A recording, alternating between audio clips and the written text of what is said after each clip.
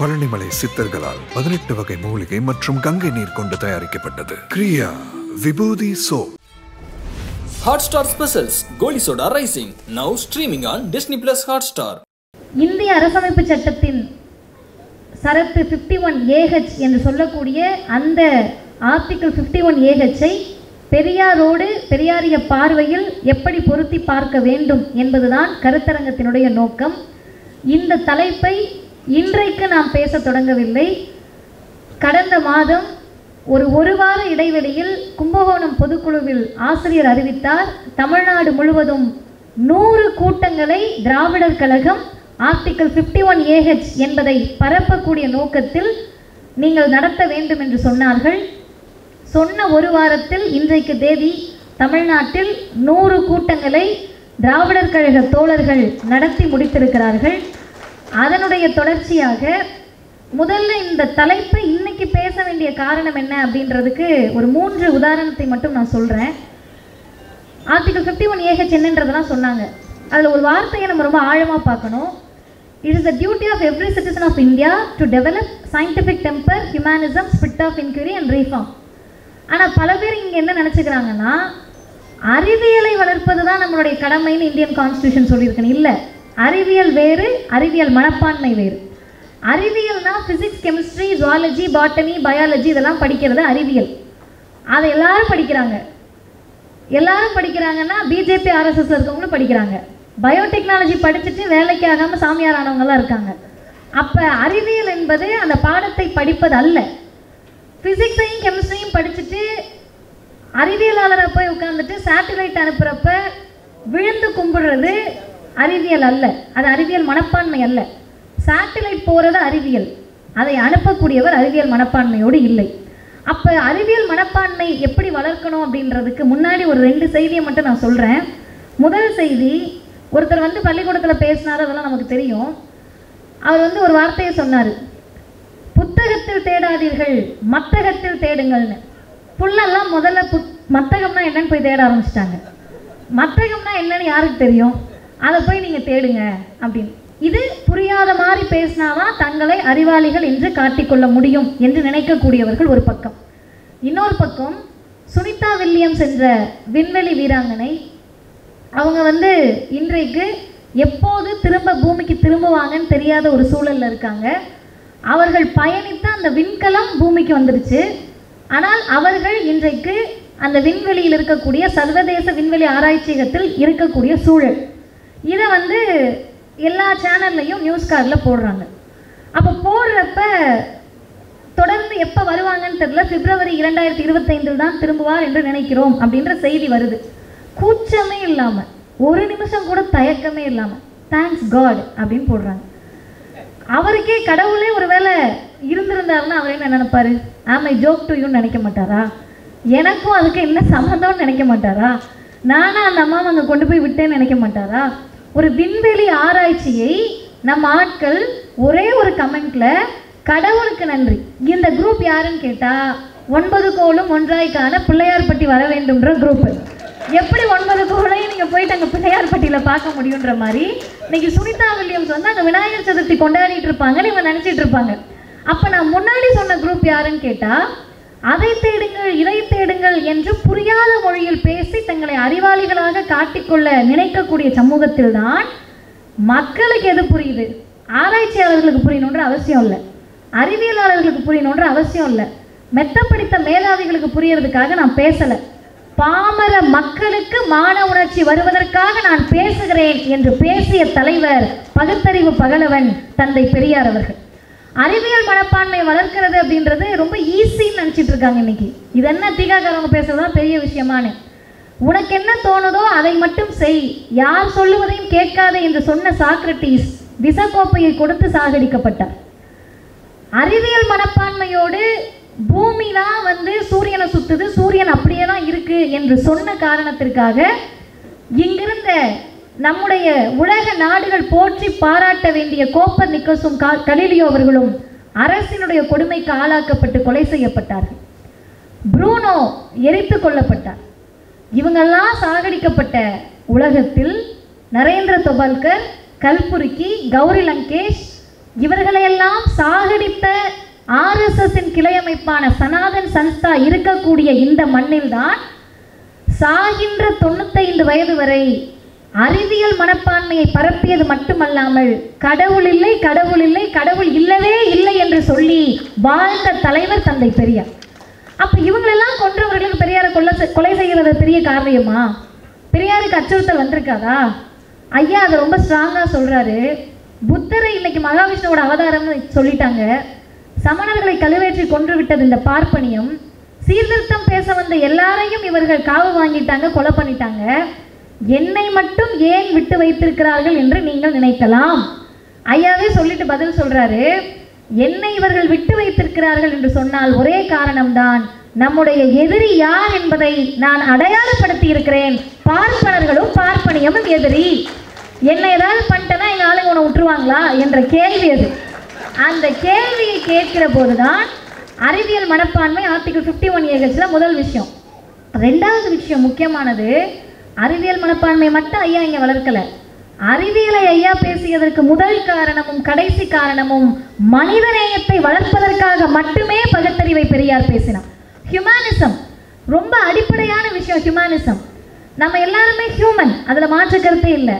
ஆனால் எல்லாரும் ஹியூமனிசத்தோடு ஹியூமனிட்டியோடு நடந்துக்கிறோமானா கேள்விக்குறி. எல்லாரையும் சேர்த்தே நான் சொல்லுகிறேன். அந்த சமூகத்தில் பெரியார் பெருசாலாம் படிக்கல. ஒரே வார்த்தை கேட்கிறாரு, மனிதனுக்கு மனிதன் தொடக்கூடாது, கண்ணில் படக்கூடாது, தெருவில் நடக்கக்கூடாது, குளத்தில் நீர் எடுக்கக்கூடாது, கோவிலுக்குள்ள வரக்கூடாது, எல்லாத்தையும் சொல்லிட்டாரு.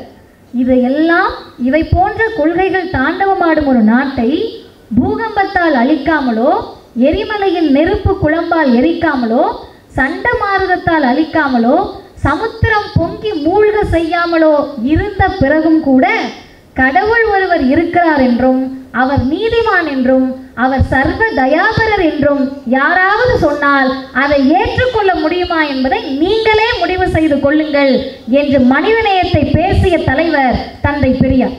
அந்த விஷயத்தை ரொம்ப ஆழமா யோசிங்க. மனுஷனுக்கு மனுஷன் தொடக்கூடாது, பார்க்கக்கூடாது, குளத்துல தண்ணீர் எடுக்கக்கூடாது, கோவிலுக்குள்ள வரக்கூடாது, அவனை நீ மனுஷனாவே மதிக்க மாட்ட. அப்படிப்பட்ட ஜாதிய சிந்தனை புறையோடிய ஒரு மண்ணில் உனக்கு கடவுள் ஒண்ணுதான் கேடா என்று பெரியார் கேள்வி கேட்கிறார். நாள்தோறும் பேசுறீங்கல்ல, கடைசியாக இனிவரும் உலகத்தை பற்றி எல்லாம் தோழர்கள் சொன்னார்கள். ஐயாவினுடைய இறுதி பேருரையை மீண்டும் மீண்டும் நாம் வாசிக்க வேண்டும். அதை நேற்று வாசிக்கிற போதும் ஐயா என்ன சொல்றாருன்னா, அழகா குளிச்சிடுறோமா, கோவிலுக்குள்ள போறான், குளிக்கிறான், நல்லா முழுகிட்டு வரான், கோவிலுக்குள் வந்தவுடனே டக்கென்று வெளியே நின்று விடுகிறான், கேட்டால் சூத்திரன் என்கிறான். இந்த கேள்வியை 1973 கேட்டுவிட்டு பெரியார் சொல்லுகிறார், இது ஒரு நாடு, இது ஒரு சமூகம், இதை சூத்திரன்னு சொல்லிட்டோம்னா நம்ம மேல கோபம் வருது. அப்ப 73 மட்டும் இல்ல, 2024 நம் மீது இவர்கள் கோபப்படுகிறார்கள். இன்னும் 3 செய்திகளோடு நான் நிறைவு செய்கிறேன். பெரியார் என்ற ஒரு தலைவரை எப்படி பார்க்க வேண்டும் என்று சொன்னால், அறிவியல் மனப்பான்மையை வளர்த்து அதன் மூலமாக மனிதநேயத்தை பறைசாற்ற விரும்பிய தலைவர். அதோடு நிற்கவில்லை, ஸ்பிரிட் ஆஃப் இன்குரி என்றால் ஆராய்ச்சி மனப்பான்மையை வளர்ப்பது. பெரியார் எல்லாத்தையும் ஆராய்ச்சி செய்கிறார். பெரியார் எதையுமே விட்டு வைக்கல. அவரே பட்டியலிடுகிறார், நான் அரசியல் தலைவர்களை கண்டித்திருக்கின்றேன், நானும் என்னுடைய இதழ் குடியரசும் அரசியல் தலைவர்களை கண்டித்திருக்கின்றேன், அரசியல் கட்சிகளை கண்டித்திருக்கின்றேன், மதங்களை கண்டித்திருக்கின்றேன், மத தலைவர்களை கண்டித்திருக்கின்றேன், ஜாதியை கண்டித்திருக்கின்றேன், சாஸ்திரம் புராணம் வேதம் இது எல்லாத்தையும் கண்டிச்சிருக்கேன். நீதிபதிகளை, அதை ஐயா எப்படி சொல்றாருன்னா, நீதி ஸ்தலங்களை கண்டித்திருக்கின்றேன், நியாயாதிபதிகளை கண்டித்திருக்கின்றேன், கல்வி முறையை கண்டித்திருக்கின்றேன், எல்லாத்தையும் சொல்லிட்டு கடைசியாக சொல்லுகிறார். இதுக்கு இடையில நிறைய சொல்லிட்டு கடைசியா நம்ம எப்பயுமே எப்படி இருப்போம்னா, கொஞ்சம் முகத்தாட்சனை பார்ப்போம். ஒரு கர்டசிக்காக மேடையிலேயே இருக்கோம் அப்படின்னு சொன்னா மேடையில் இருக்கவங்களையோ நண்பர்களையோ நம்ம குறை சொல்ல மாட்டோம். ஆனா ஐயா அதையும் தாராளமா சொல்றாரு, என்னோடு இருக்கக்கூடிய வரதராஜ நாயுடுவை கண்டித்திருக்கின்றேன், திருவிகாவை கண்டித்திருக்கின்றேன், ராஜகோபாலாச்சாரியரை கண்டித்திருக்கின்றேன், எல்லாரையும் கண்டித்திருக்கின்றேன். ஏன் கண்டிச்சேன் அதை சொல்லு. இன்னமும் நான் பேனாவை எடுத்தால் எதை கண்டிக்காமல் விட்டோம் என்று எனக்கே தெரியவில்லை. பேச தொடங்கினால் இன்னும் எதை கண்டிக்க வேண்டும் என்றுதான் எனக்கு தோன்றுகிறது. என்ன காரணம்? ஒரே ஒரு காரணம், இந்த திராவிட இனத்தை மான உணர்ச்சி உள்ள இனமாக மாற்ற வேண்டும் என்பதற்காக இத்தனையும் கண்டித்திருக்கிறார். சும்மா கண்டித்து விட்டாரா? ஆராய்ச்சி செய்து கண்டித்தார். அந்த ஆராய்ச்சி மனப்பான்மை ஐயா கிட்ட இருந்துச்சு. இன்னும் எனக்கு நினைத்தால் ஆச்சரியமா இருக்கிறது, இந்தியன் கான்ஸ்டிடியூஷன்ல PhD படித்தவங்களுக்கு கூட தெரியாது இந்திய அரசமைப்பு சட்டம் ஜாதியை பாதுகாக்கிறது என்பது. ஆனால் தெரிந்த ஒரே தலைவராக தந்தை பெரியார் மட்டும்தான் இருந்தார். இந்தியன் கான்ஸ்டிடியூஷனை எதிர்க்கிறதுக்கு RSSக்கு இன்னைக்கு காரணம் இருக்கு, பிஜேபிக்கு இன்னைக்கு காரணம் இருக்கு. இந்திய அரசமைப்பு சட்டத்திற்கு பதிலாக மனு தர்மத்தை கொண்டு வரணும்னு பிஜேபி சொல்றாங்க. அதே தானே நீங்களும் சொல்றீங்க, நம்மளை பார்த்து கேள்வி கேட்பார்கள். ஒரே ஒரு திருத்தம் தான், இந்திய அரசமைப்பு சட்டத்தை மாற்ற வேண்டும், திருத்த வேண்டும் என்று RSSம் பிஜேபியும் சொல்வதற்கு காரணம், இந்திய அரசமைப்பு சட்டம் அனைவரையும் சமமாக நினைக்க வேண்டும் என்று சொல்லுவது. தந்தை பெரியாரும் திராவிடர் கழகமும் இந்திய அரசமைப்பு சட்டத்தின் பிரிவுகளை எரித்த காரணம், ஏதாவது ஒரு பிரிவில் கூட அனைவரும் சமமில்லை என்ற ஒரு கூறு கூட இந்திய அரசமைப்பு சட்டத்தில் இடம்பெற்றுவிடக் கூடாது என்று இரண்டுக்கும் மிகப்பெரிய வித்தியாசம் இருக்கிறது. ஆராய்ச்சி செய்து எல்லாத்தையும் கண்டிச்சிட்டார். நாலாவது ரீஃபார்ம். இந்த சீர்திருத்தம் அப்படின்றது ஒரே நாள்லாம் வந்துடாது. பெரியாருடைய நம்மளெல்லாம் பார்த்து கேட்பாங்க, எங்களெல்லாம் பார்த்து கேட்டிருக்காங்க. நான் ரயிலில் போகிறப்போ ஒரு அம்மா வந்து அந்த கிறிஸ்தவர் ஒரு அம்மா, அவங்க ஏறினோடனே என்னை பார்த்துட்டு கிறிஸ்டியன் நினச்சிட்டு, வழக்கமாக அது நடக்கும், மணியம்மை அக்காவுக்கு அது தடவை நடந்திருக்கு. பேச ஆரம்பிக்கிறப்பயே அப்படி அம்மா இப்படி அம்மான்னு கேட்குறாங்க. 2 நிமிஷம் ஒரு 5 நிமிஷம் வரைக்கும் போகுது. திரும்ப இவங்க வந்து எப்படியும் என்னோட ஃபோனில் இருக்கிற பின்னாடி கவரே ஏதோ பார்த்து கண்டுபிடிச்சிட்டாங்க. என்ன ரொம்ப சராமரியாக திட்டினாங்க, அதெல்லாம் வேண்டாம் இப்போ நமக்கு. அதெல்லாம் திட்டி முடித்த பிறகு நான் அவங்கக்கிட்ட சொன்னேன், என்னவா பிரச்சனைன்னு கேட்டால், அவங்க புதுச்சேரியில் அவங்க சொந்தக்காரங்க இருக்காங்களாம். அவனும் இப்படித்தான், பிள்ளைக்கு ஒரு நல்லது நடக்கிறதுல கெட்டது நடக்கிறதுல என்னதான் பண்ணுவீங்க நீங்களாம், ஏதோ வாழ்றதுக்கே தகுதியற்றவர்கள் போல நம்மை பார்த்து என்னதான் பண்ணுவீங்கன்னு கேட்டாங்க. அந்த என்னதான் பண்ணுவீங்கன்ற ஒரு கேள்வி இருக்குல்ல, அந்த ஆல்டர்னேட்டிவ் கல்ச்சரை பெரியார் கொடுத்திருக்கிறார். என்ன நம்மளால செய்ய முடியாது? பெயர் வைப்பதில் ஜாதி இருந்தது, பெயர் வைப்பதில் மதம் இருக்கிறது, பெயர் வைப்பதில் வேற்றுமை இருக்கிறது, பெயர் வைப்பதில் பாலின வேற்றுமை இருக்கிறது. பெரியார் கிட்ட குழந்தை பெயர் கொடுத்தா கியூபான் பேர் வைக்கிறாரு, மாஸ்கோன்னு வைக்கிறாரு, ரஷ்யான்னு வைக்கிறாரு. என்னங்க எப்படி வைக்கிறேன்னு கேட்டா, நீ சிதம்பரம் பழனி திருப்பதி எல்லாம் வைக்கிறல்ல, நான் ரஷ்யா கியூபான்லாம் வைக்கக்கூடாதான்னு கேட்கிறாருல. அந்த சீர்திருத்தத்தின் விளைவுதான் இன்றைக்கு மதிவதனையும் பகுத்தறிவு சுயமரியாதை தொண்டரமாக இந்த இடங்களில் நாங்கள் அமர்ந்திருக்கிறோம். ரெண்டாவது, இந்த கல்யாணம் அப்படின்னு சொன்னாலே பார்ப்பனரை கூப்பிட்டு தான் கொண்டாடணும் என்று இருந்தது என்பது, பார்ப்பனரை கூப்பிட்டு அவர் ஐயர் வந்து தாலி எடுத்து கொடுத்தாதான் அது கல்யாணம் என்று நினைத்தது 3 வகையில் தமிழினத்திற்கு கேடு. 1 வர்ணாசிரமம் ஜாதி, 2வது பெண்ணடிமை, 3வது அறிவியல் உணர்ச்சிக்கு அது எதிரானது. இது 3ஐயும் சேர்த்து ஒரே அடியாக அடிக்கிறார் சுயமரியாதை திருமணம் என்று சுயமரியாதை திருமண முறையை பெரியார் அறிமுகப்படுத்துகிறார். சரி, பிறக்கிறோம், அதுக்கு பிறகு இது பண்ணுறோம், எல்லாம் சரி. செத்து போனால் என்ன பண்ணுவீங்க என்ற கேள்வி இருக்குல்ல. செத்து போனால் அதோட விட்டுருவோம், அதுக்கடுத்து எங்கள் அப்பா வருவார், எங்கள் அம்மா வருவார், இப்படி வருவாங்க அப்படி வருவாங்க, நம்ப மாட்டோம் என்று சொல்லுவது எவ்வளோ பெரிய புரட்சி தெரியுமா? அதுக்கு துணிச்சல் வேணும். கருப்பு சட்டையை போடுவதற்கோ, அறிவியலை பேசுவதற்கோ, பகுத்தறிவை பேசுவதற்கோ, பெரியாரை பேசுவதற்கோ வெறும் வாயும் கையும் இருந்தால் பத்தாது. அதையெல்லாம் தாண்டி மிகப்பெரிய துணிச்சலும் உறுதியும் இருப்பவர்கள் மட்டுமே பெரியாரியத்தை பேச முடியும். என்னுடைய தந்தை இறந்த போது எனக்கு வயது 15.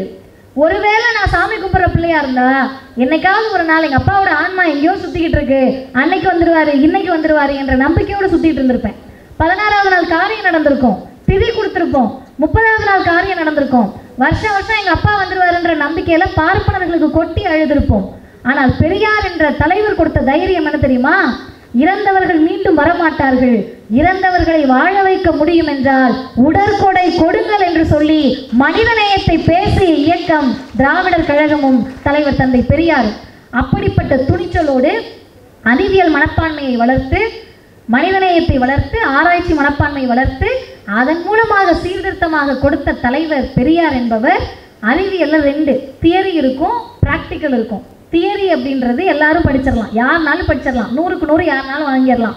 ப்ராக்டிக்கலாக அதை நடைமுறைப்படுத்துறதுக்கு பகுத்தறிவு வேணும். பெரியார் ப்ராக்டிக்கலாக வாழ்ந்தார், டெமான்ஸ்ட்ரேஷனாக வாழ்ந்தார். டெமான்ஸ்ட்ரேஷனாக நம்மளை வாழ சொல்லலை, அவரே ஒரு டெமான்ஸ்ட்ரேஷனாக வாழ்ந்த தலைவர் தந்தை பெரியார். பிள்ளையார் எடுக்கிறாரு, முழு முதல் கடவுளா? பிள்ளையார் சொல்லி போட்டு தான் தொடங்குவியா? இவர் ஏதாவது பண்ணவே முடியாதா? அவ்வளோ பெரிய ஆளா? போட்டு ஓட முடிஞ்சது டெமான்ஸ்ட்ரேஷன். இந்த டெமான்ஸ்ட்ரேஷனை கொடுப்பதற்கு பெரியார் ஒருவர் தான் இந்தியாவில் இருந்தார் என்பதை நாம் புரிந்து கொள்ள வேண்டும். அவரும் டெமான்ஸ்ட்ரேஷனாக வாழ்ந்தார். 95 வயது, மூத்திர சட்டியை தூக்கிக்கிட்டு ஐயா வரார். டியூப்ல சொட்டு சொட்டாக நீர் போகிறது. எல்லாம் என்ன சொல்லியிருப்பாங்க? கடவுள் இல்லைன்னு பேசின, அதனால தான் நம்ம நிலைமை இப்படி ஆயிடுச்சு என்று பேசியிருப்பார்கள். ஹெர்னியா நோய், குடல் இருக்கும். கடவுள் இல்லைன்னு சொன்னேன், அதனால தானே இப்படி போயிட்டேன். இப்போ ஒன்றும் வேண்டாம், நாமளே செத்துட்டோம், நானே செத்துனேன்னு என்ன சொல்லுவாங்க, எத்தனை பேச்சு பேசினா அல்பாயுஸ்ல போயிட்டேன்னுவாங்க. ஆனால் பெரியார் அதற்கும் டெமான்ஸ்ட்ரேஷனாக வாழ்ந்தார். கடவுள் இல்லை என்பதோடு நிறுத்தவில்லை, அடுத்து கடவுள் இல்லை என்பதோடு நிறுத்தவில்லை, இல்லவே இல்லை என்று கன்ஃபெஷன் ஸ்டேட்மெண்ட்டை கொடுத்து 95 வயது வரை வாழ்வியல் முறையாக வாழ்ந்து காட்டிய தலைவர் தந்தை பெரியார். அந்த வகையிலே இன்றைக்கு சிங்கப்பூரில் பெரியாருடைய பிறந்த நாளை தமிழர் தலைவர் ஆசிரியர் அவர்கள் கொண்டாடி கொண்டிருக்கிறார்கள். அது நமக்கு சொல்லக்கூடிய செய்தி ஒன்றே ஒன்றுதான், தமிழ்நாட்டை கடந்துட்டா மகாவிஷ்ணுக்கு ரோல் கிடையாது, தமிழ்நாட்டை கடந்துட்டா உங்கள் ஜாதிக்கு மதிப்பு கிடையாது, வட இந்தியாவை கடந்துட்டா உங்களுடைய மதத்திற்கும் இந்து ராஜ்யத்துக்கும் ரோல் கிடையாது, அமெரிக்காலையும் ரஷ்யாலையும் ஜெர்மனிலையும் போயிட்டு பிள்ளையார் பால் குடிக்கிறார், புத்தகத்தில் தேடாத மத்தகத்தில் தேடு என்று சொன்னால் நம்மை முட்டாளாக பார்ப்பது மட்டுமல்ல, மனப்பிறழ்ச்சி உள்ளவர்களாக தான் நம்மை பார்ப்பார்கள் என்பதை இந்த சமூகத்திற்கு நாம் சொல்ல வேண்டிய கடமை இருக்கிறது. இந்த மண் எதை சாதித்திருக்கிறது என்று சொன்னால், சங்கராச்சாரியார் தொடங்கி மகாவிஷ்ணு வரை நீங்கள் இந்த சமூகத்திற்கு எதிராக இருந்தால் கைது செய்ய முடியும் என்பதை மாற்றி காமித்த ஒரே மண் தமிழ்நாடு தான். அந்த தமிழ்நாடு பெரியார் மண்ணாக இருக்கிறது. உலகம் இன்றைக்கு பெரியார் மயமாக மாறி இருக்கிறது. அதற்கான அடித்தளத்தை இட்ட தமிழர் தலைவர் ஆசிரியர் அவர்களுக்கு அனைவரின் சார்பிலும் நன்றியை தெரிவித்து, சமூக நீதி நாளாக ஒரே ஒரு செய்தி ஐயா சுபவி அவர்கள் சொன்னதை நான் முன்னாடியே சொல்லணும்னு நினச்சேன். ஒரு இன்டர்வியூவில் ஐயாட்ட கேட்டாங்க, செப்டம்பர் 17க்கு விடுமுறை விடலாம்ல அப்படின்னாங்க. ஐயா ஒரே வார்த்தை சொன்னார், விடுமுறை விட்டால் அந்த பார்ப்பனர்கள்லாம் வீட்டுக்கு போயிடுவாங்க, சமூக நீதி நாள் உறுதிமொழி ஏற்க வேண்டும் என்பதுதான் அவர்களுக்கு கிடைத்திருக்கக்கூடிய மிகப்பெரிய தண்டனை என்று சொன்னார். அந்த தண்டனையை பார்ப்பனர்கள் அனுபவிப்பதற்கான வாய்ப்பை ஏற்படுத்தி கொடுத்த தமிழ்நாட்டின் முதலமைச்சருக்கும் நன்றியை தெரிவித்து நிறைவு செய்கிறேன். வாழ்க பெரியார், வளர்க பகுத்தறிவு. 6 முதலமைச்சர்களுடனான அனுபவம் பகிர்கிறார் டைரக்டர் ரைட்டர் VC குகநாதன். உங்கள் நக்கீரன் இதழில் சினிமா கொட்டகை புதிய தொடர் வாங்கி படியுங்கள்.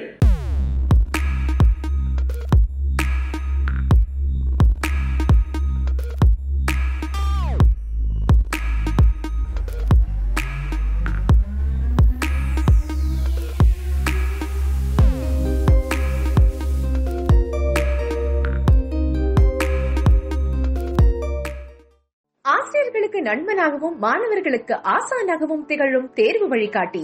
ஒவ்வொரு பாடத்திற்கும் அனுபவமிக்க ஆசிரியர்களின் துல்லியமான தெளிவான விடைகள். CNC இருக்கு, தேர்வு பயம் எதற்கு? இது தீரன் பப்ளிஷிங் ஹவுஸ் விற்பனை வெளியீடு.